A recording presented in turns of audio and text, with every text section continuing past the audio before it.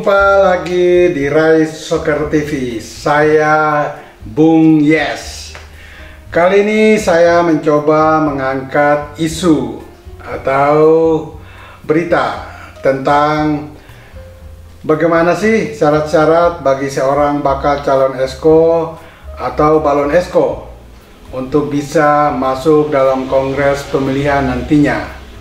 Nah, beberapa hari lalu pada tanggal 16 November PSSI telah menyurati seluruh anggotanya dan juga voters untuk mengikuti arahan atau panduan yang diberikan oleh PSSI terutama dalam proses dukung-mendukung balon Esko nantinya. Nah, syarat-syarat balon Esko ini dalam surat PSSI kepada anggota maupun voter ada tertera 8 poin. Nah, poin-poin yang ada di 8 butir tersebut yang menjadi sorotan biasanya syarat 5 tahun bagi seorang balon Esko untuk bisa masuk dalam kongres, atau juga ada surat dari kepolisian dan juga dari pengadilan negeri. Nah, tetapi untuk kali ini ada salah satu butir dari 8 butir tersebut yang sangat mengganggu tentunya bagi balon Esko nantinya, yaitu adanya surat pemeriksaan integritas oleh Komite Disiplin PSSI. Nah, surat ini harus dilampirkan bersamaan dengan 7 syarat lainnya disampaikan kepada komite pemilihan nantinya, sehingga komite pemilihan nantinya akan memproses surat-surat balon Esko tersebut, apakah dia layak menjadi calon Esko dan maju dalam kongres pemilihan pada tanggal 16 Februari 2023 mendatang. Nah, kita lihat bahwa dalam dua periode terakhir pemilihan ketua umum PSSI, yaitu pada tahun 2016 ketika Edi Rahmayadi terpilih menjadi ketua PSSI, dan juga pada tahun 2019 ketika Muhammad Irawan atau yang biasa disapa Ibul terpilih sebagai ketua umum PSSI. Dalam proses menuju kongres pemilihan, proses syarat-syarat surat untuk bisa memenuhi syarat masuk dalam pencalonan itu tidak ada butir nomor 7 yang saat ini ada tersebut, yaitu adanya surat pemeriksaan integritas oleh Komite Disiplin. Apakah ini sebuah jebakan atau akal-akalan dari PSSI? Mari kita soroti lebih dalam. Dalam pemilihan anggota komite eksekutif baik di FIFA maupun di AFC atau Asian Football Confederation, Konfederasi Sepak Bola Asia, itu tidak ada proses pemilihan atau proses kongres yang melibatkan komite disiplin, bahwa seorang balon Esko harus memiliki pernyataan atau surat tentang integritas. Itu ada dalam syarat-syarat pemilihan Esko di FIFA maupun AFC. Tetapi secara teknisnya surat atau pernyataan integritas itu biasa dilakukan oleh FIFA maupun AFC langsung kepada federasi atau kepada oknum bersangkutan atau balon Esko tersebut, mempertanyakan integritasnya dia. Dan yang melakukan pertanyaan tersebut adalah komite pemilihan, bukan komite disiplin.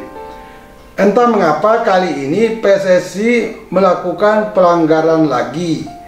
Namun dalam surat tersebut yang dilayangkan PSSI kepada anggotanya dan voter dinyatakan bahwa seluruh syarat-syarat itu sesuai dengan statuta maupun komite disiplin. Nah, ini sebetulnya sesuatu yang secara cerdik dimanipulasi oleh PSSI.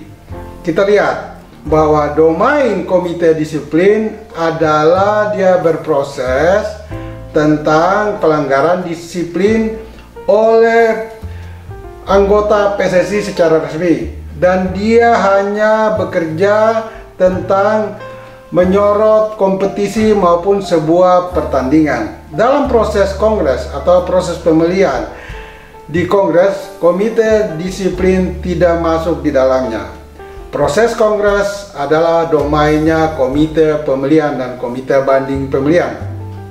Dan di dalam kode etik komite disiplin tidak juga ada pasal atau butir atau poin-poin yang menyatakan bahwa komite disiplin juga terlibat dalam proses sebuah kongres. Justru yang ada adalah di kode pemilihan, di mana domainnya komite pemilihan dan komite banding pemilihan. Sekarang kita mempertanyakan, mengapa dan bagaimana PSSI sampai bisa mengeluarkan butir tersebut yang pada 2 pemilihan ketua umum atau ESCO sebelum ini tidak ada butir tersebut. Saya mewakili balon ESCO dan juga masyarakat sepak bola tentu mempertanyakan butir nomor 7 tersebut, di mana harus menyertakan surat pemeriksaan integritas oleh komite disiplin jika ingin maju mencalonkan diri sebagai anggota ESCO PSSI nantinya. Nah, mari kita lihat integritas di sini dalam pengertian bahasa Indonesia sesuai Kamus Besar Bahasa Indonesia itu membicarakan tentang sifat, keadaan, atau juga mutu dari seseorang yang memperlihatkan kondisi yang utuh dari orang tersebut. Nah, ini kalau kita lebih mengerucut lagi pengertian dari integritas, tentu di dalamnya juga berbicara tentang etika dan moral.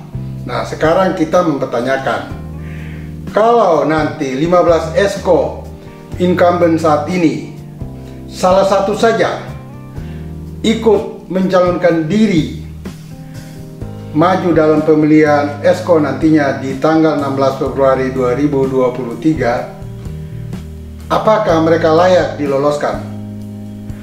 Ini sebuah pertanyaan antisipasi yang perlu diperhatikan betul oleh komite pemilihan atau ya komite disiplin tadi yang diberi wewenang untuk memeriksa integritas balon ESCO. Karena kalau salah satu saja dari ESCO incumbent saat ini maju dan diloloskan oleh komite disiplin atau komite pemilihan, maka yang perlu dipertanyakan integritasnya adalah komite disiplin atau komite pemilihan tersebut. Karena 15 ESCO ini secara moral dan etika sudah cacat.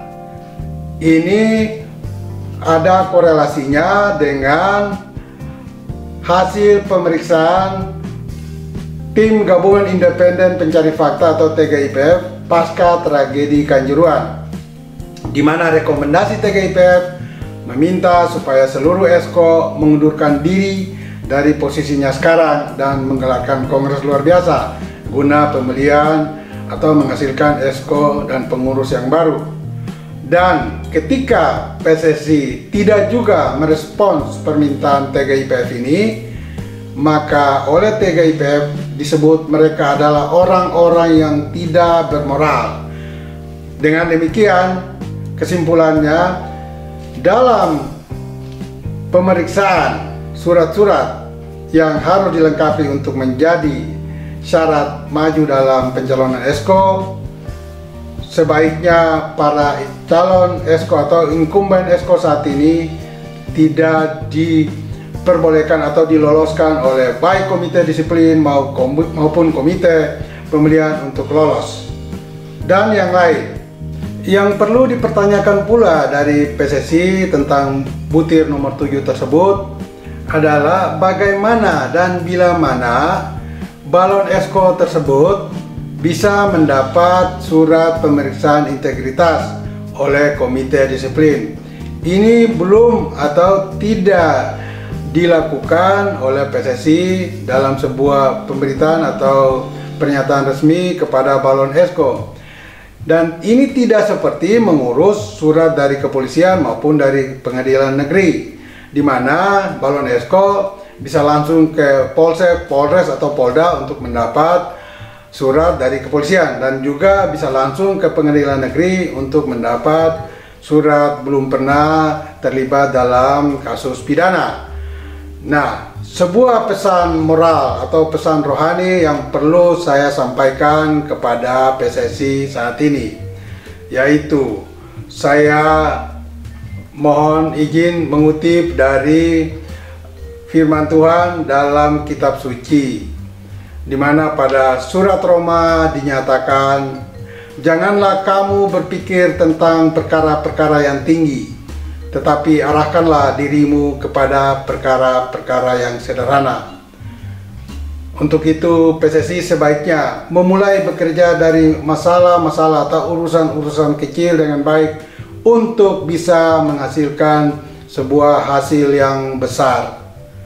Ingat, bola itu bulat. Jangan lupa like, comment, and subscribe. Ikuti terus analisis dari Bung Yes yang tajam, cepat, dan akurat. Giring terus!